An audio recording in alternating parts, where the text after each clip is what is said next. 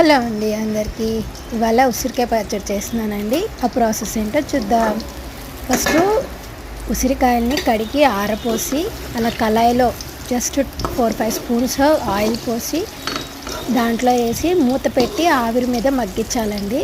అలా మగ్గితే అలా వస్తాయి.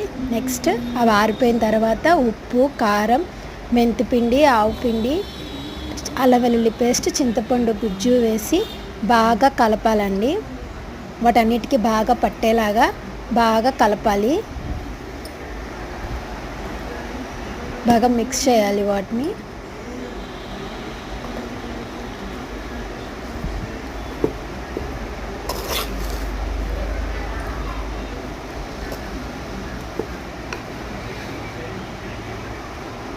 బాగా అలా మిక్స్ చేయాలి. మిక్స్ చేసిన తర్వాత ఆయిల్ తీసుకొని వేరుశనగ ఆయిల్ తిరగమూత పెట్టి ఆ నూనెంతా ఆరిన తర్వాత ఇందులో వేసి కలపాలండి. ఈ ముక్కల్లో వేసి కలిపి బాక్స్లో పెట్టుకొని ఒక 2-3 డేస్ ఉన్న తర్వాత తింటే చాలా టేస్టీగా ఉంటుంది. Thank you.